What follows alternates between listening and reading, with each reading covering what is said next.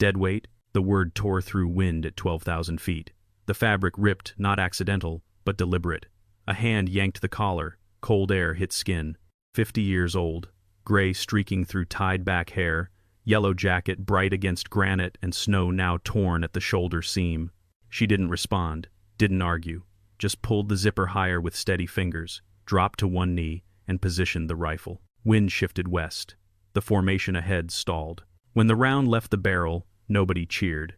The pressure simply vanished. A corridor opened. The general stood frozen, eyes locked on the exposed arm ink visible now through the tear. Only then did they understand. Silence saves lives. The ridge wasn't supposed to collapse. Lieutenant Garrett Hayes crouched behind a fractured boulder, static crackling in his earpiece. 12 hours into what should have been a 6-hour extraction, and the mountain had turned hostile, not metaphorically, literally. The southern route they'd mapped had given way to scree and ice. The northern approach now crawled with movement. Command, this is Alpha 3. Route compromised. Repeat, both access points compromised. White noise answered. Catherine Reeves adjusted her position 15 meters, downslope, yellow Gore-Tex jacket, standing out like a beacon against the gray-white landscape. At 50, she was the oldest operator on this ridge by 17 years. The jacket had been issued in 2009. She'd refused the newer tactical grays. Too easy to lose someone in a whiteout, she'd said during the briefing. Hayes had laughed. We're SEALs, not search and rescue. Now, with visibility dropping to 20 meters and the team scattered across 300 vertical feet of unstable terrain, nobody was laughing. The cold pressed through layers. Catherine's breath came steady, no vapor plume. She breathed through the jacket collar. Basic discipline. The younger operators huffed clouds that gave away positions. Corporal Marcus Webb materialized from the fog, sliding on his hip. Comms are toast. Lieutenant wants everyone consolidated at Point Charlie. Charlie's exposed, Catherine said, not asking for input.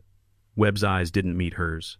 26 years old, CrossFit champion, 3 deployments. He'd made his opinion clear during training. Experience didn't matter if you couldn't keep pace. Catherine shouldered her pack, 48 pounds, same as everyone else. Her knees had logged more miles than Webb's entire lifespan, but they still worked. She followed him upslope, watching his footing. He stepped where snow looked solid. She stepped on rock. Point Charlie was a depression behind a spine of granite shelter from the west wind, but no cover from the eastern ridge. Catherine counted heads. 11 operators, 2 missing. Hayes appeared last, hauling Sergeant Briggs, whose ankle bent wrong, stepped in a gap. Bones intact, but he's combat ineffective. Catherine scanned the eastern ridge through her optic. Movement confirmed. At least 8 contacts, possibly more. They'd picked the high ground while Alpha Team floundered in the weather. We're pinned, Webb said. If they have mortars? They don't need mortars. Catherine lowered her scope. They just wait. We're burning calories we can't replace. Hayes shot her a look. Solutions, Reeves, not problems. She pointed northwest, where the ridge dipped before climbing again. Gully line, 50-meter sprint.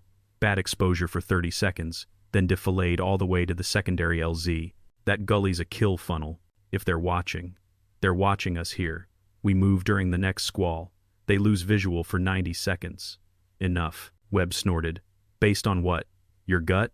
Based on wind patterns I've been watching for 3 hours while you've been conserving radio batteries. Silence. Hayes checked his watch. Next squall in 17 minutes if the intervals hold. He looked at Catherine. They hold? 16 minutes. 40 seconds. The team prepared in silence. Packs redistributed. Briggs secured for carry. Catherine checked her rifle. Macmillan TAC 50. Not standard SEAL issue, but she'd earned the exception. The weapon had her initials carved microscopically on the chassis beneath the serial number. 12 confirmed kills over 1,000 meters. Unofficial count, higher. Webb moved past, close enough to jostle her shoulder. Accidental. Try to keep up, Reeves. She said nothing. Words wasted oxygen. Staff Sergeant Lynn Kowalski appeared at Catherine's elbow, a combat medic with 7 years in. He's scared, Lynn said quietly. Scared men lash out. I know. You were his age once. I was never his age. Catherine smiled without warmth. I was too busy proving I belonged to waste time on doubt. The wind gusted. Catherine's torn sleeve flapped, exposing the upper arm. Ink showed through geometric patterns, coordinates in negative space. Not decorative, functional, a map of everywhere she'd bled. Lynn noticed. How many? 17 missions inscribed, 53 total. Jesus. Geography. Helps me remember terrain. Catherine pulled the sleeve down. Hayes doesn't care about my resume. He cares whether I slow the extraction. Will you? Catherine checked the wind again. 16 minutes. 20 seconds. Lynn moved off to prep Briggs. Hayes gathered the team. We move on Reeves's mark, overlapping cover. If contact opens up, we don't return fire unless I give the word we run through it. Understood? Nods all around. Webb muttered something. Hayes rounded on him. Say again, Corporal? Nothing, sir. If you've got concerns, voice them. Webb's jaw worked.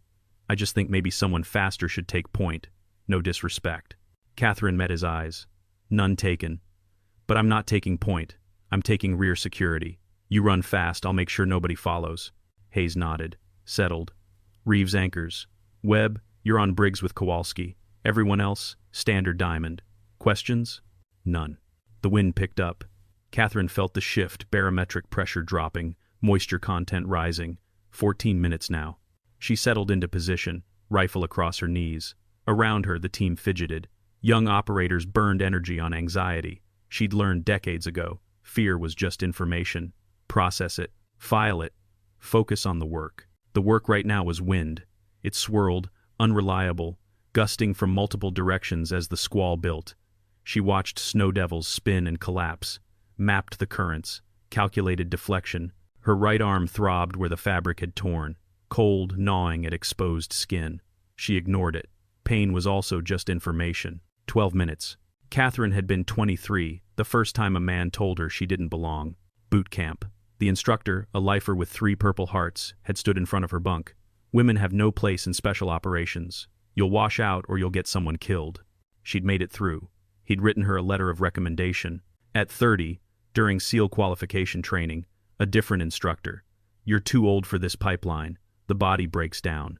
She'd graduated second in her class. At 45, a commanding officer reviewing her file.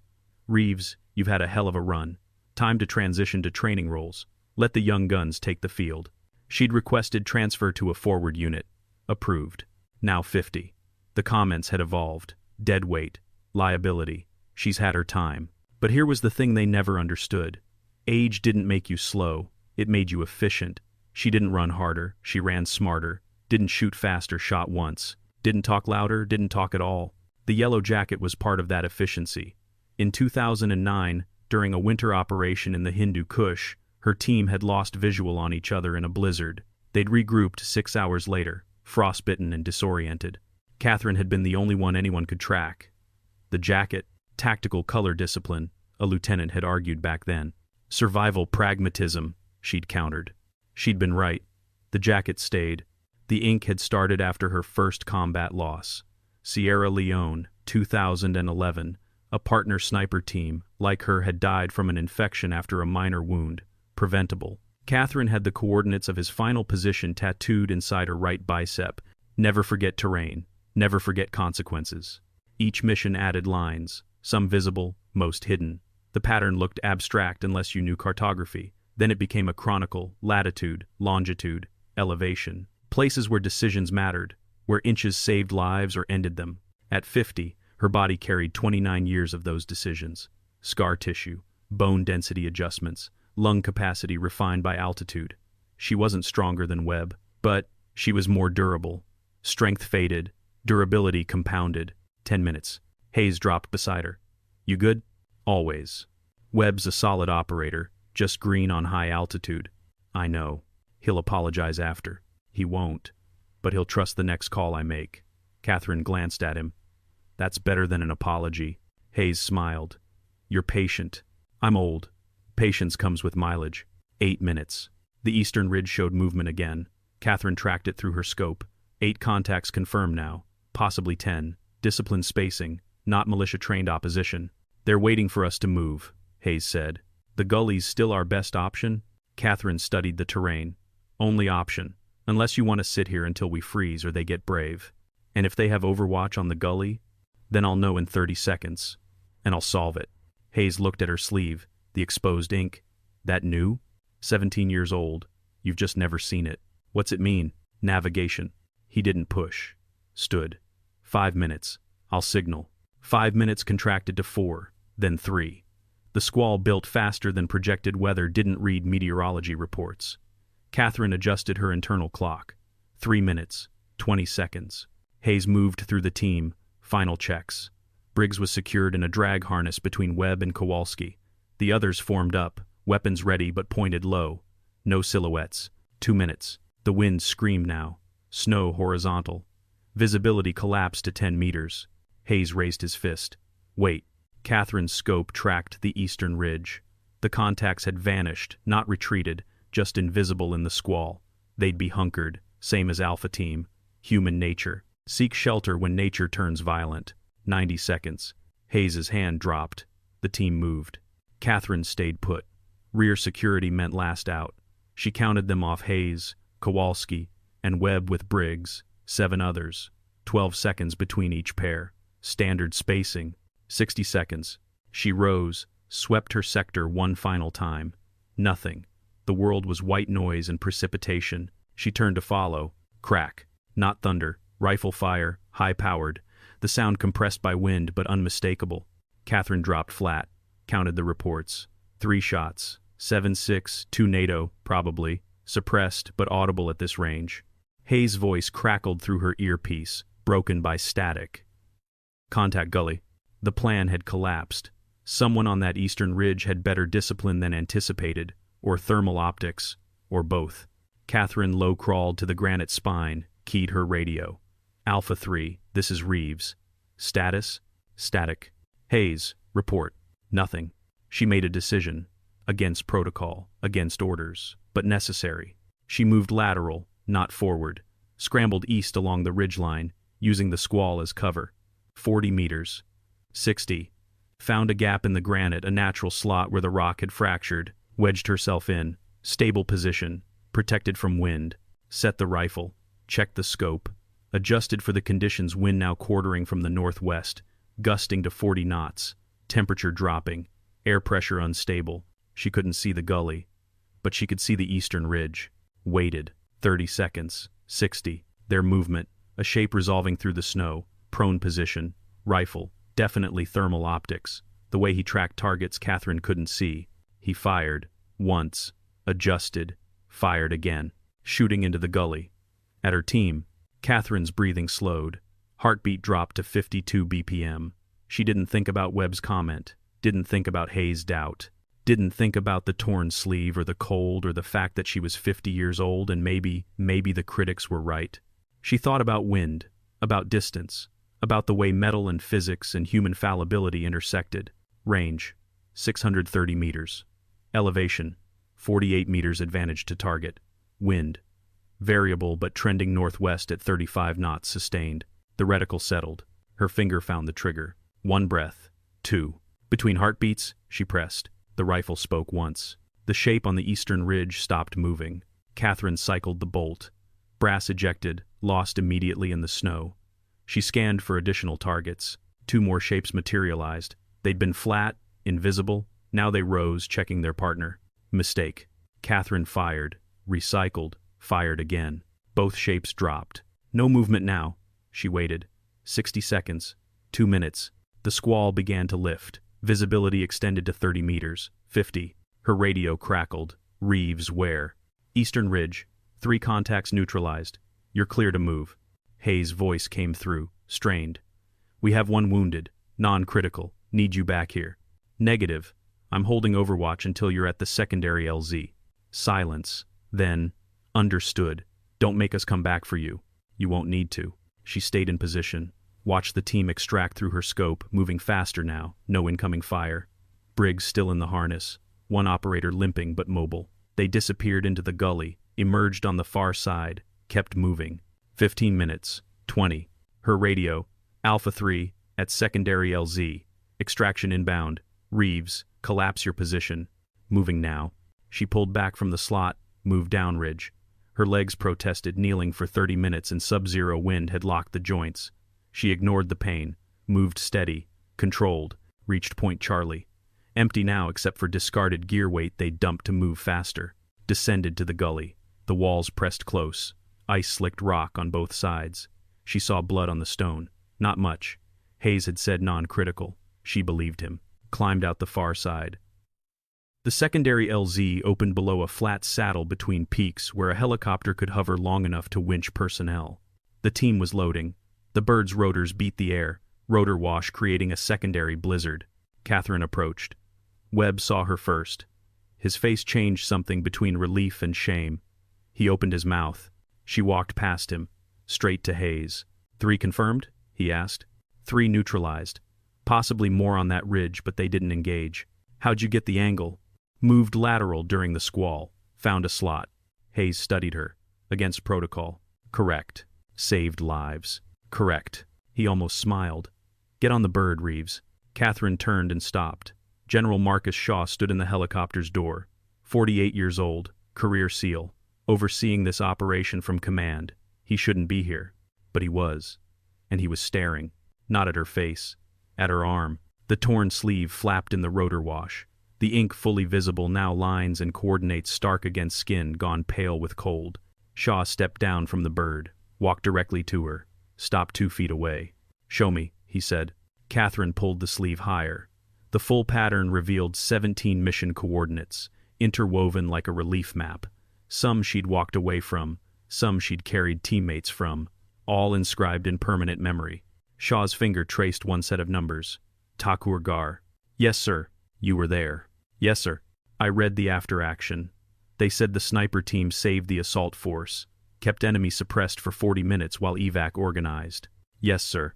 They didn't say the sniper was a woman. Catherine met his eyes. The report said Reeves. Gender wasn't relevant to the outcome. Shaw's jaw worked. He looked at the ridge behind them, then back at her arm. How many times has someone called you Deadweight, Reeves? More than 17. Less than 53. And you keep coming back. I keep doing the job. Shaw nodded slowly. He raised his voice. Listen up, Alpha Team. The operators turned.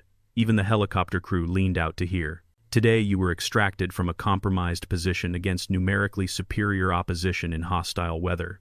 You survived because one operator made a tactical decision under fire that eliminated the threat and opened your corridor. He gestured at Catherine.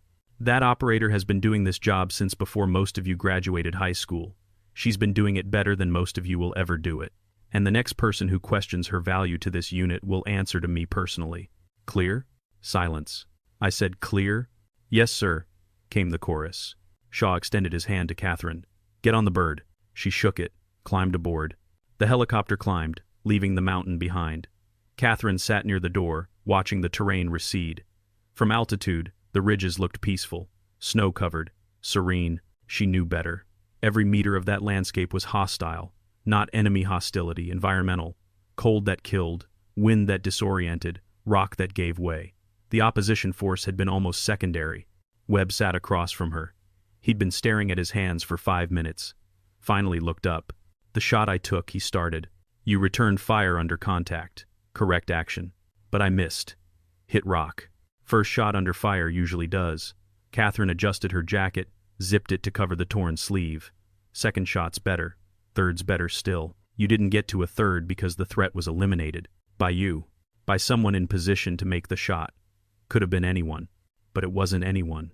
It was you. Webb's hands clenched. I said you were deadweight. You said what you'd been taught to think. Experience looks slow until you need it. I need to apologize. No, you need to remember. Catherine looked at him directly. Next time you see someone older, slower, different, remember that capability doesn't always look like expectation. Sometimes it looks like a 50-year-old woman in a yellow jacket who takes 1 shot instead of 3. Webb nodded, looked away. Kowalski leaned over. That ink.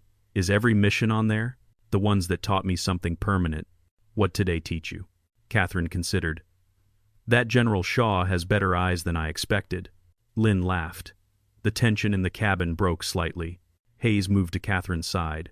Medical will want to check that arm. It's fine. Humor me. She pulled the sleeve back. The skin was red from wind exposure but intact. No frostbite. The ink stood out darker against the irritated tissue. Hayes studied the pattern. You ever regret getting it? Every time someone asks about it, then why do it? Because forgetting is worse than explaining. She pulled the sleeve down again.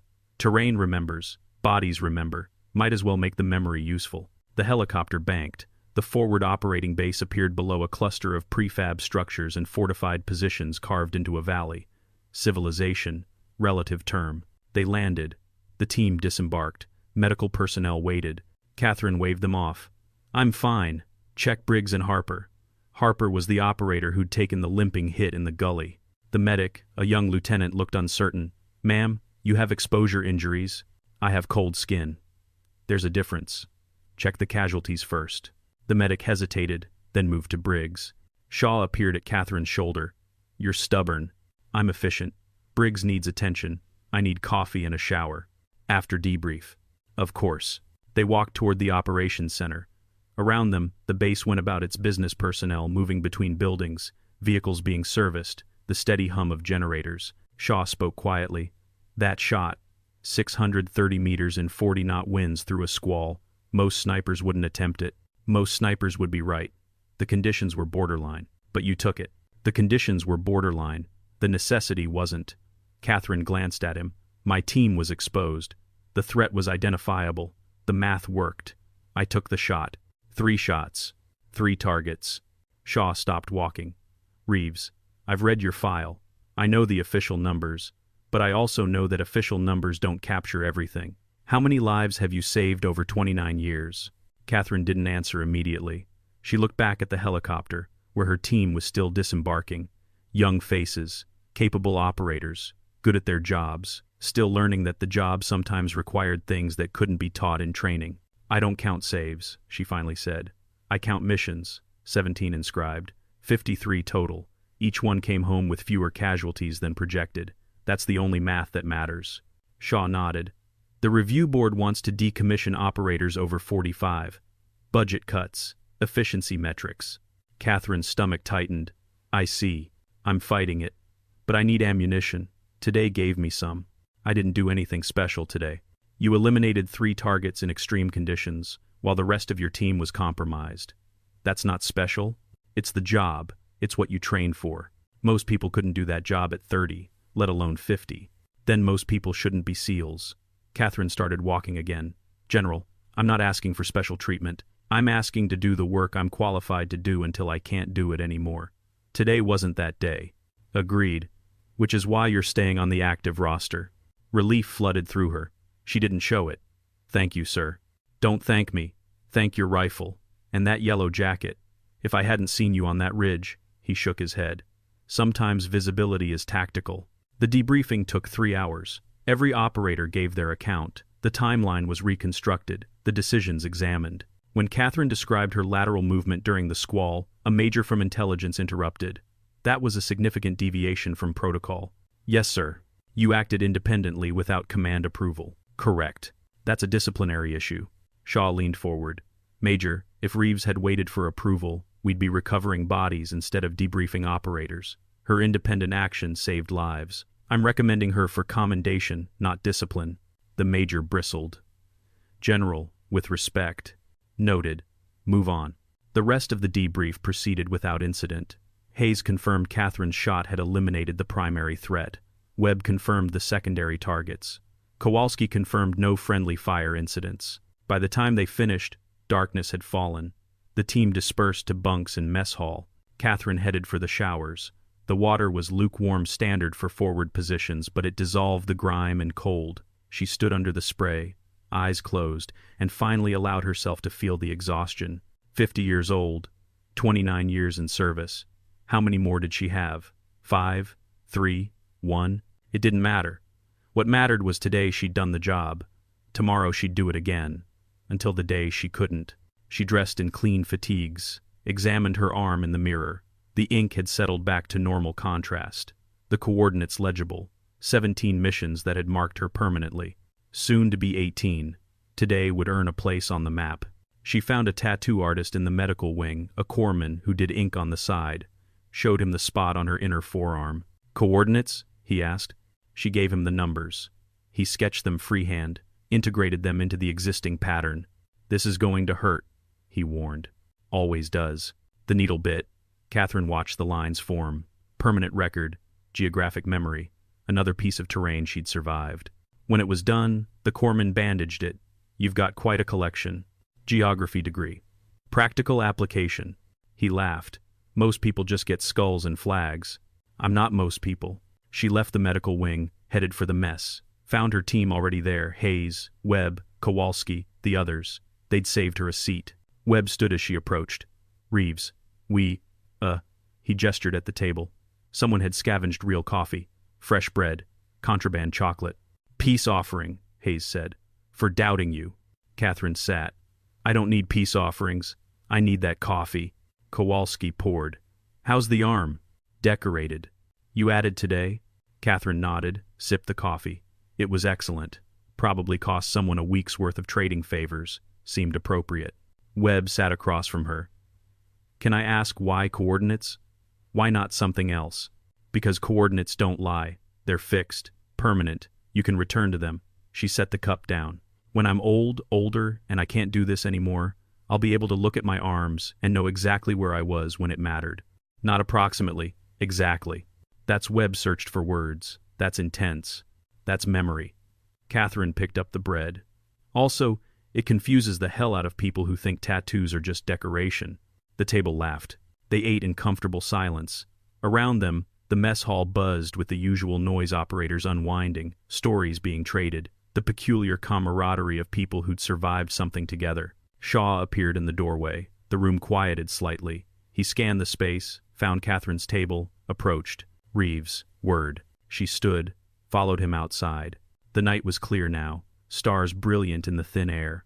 Shaw led her away from the buildings, to a point where they could see the mountains' dark shapes against darker sky.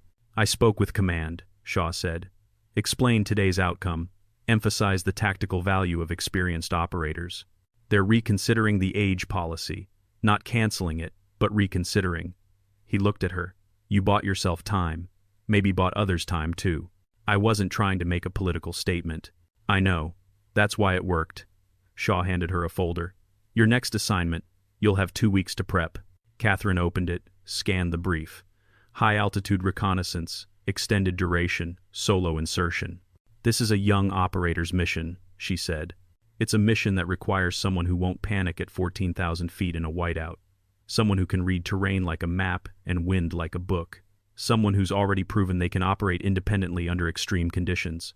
Shaw met her eyes. I need my best. That's you. Catherine closed the folder. When do I leave? 16 days. Brief your replacement for Alpha Team, then your wheels up.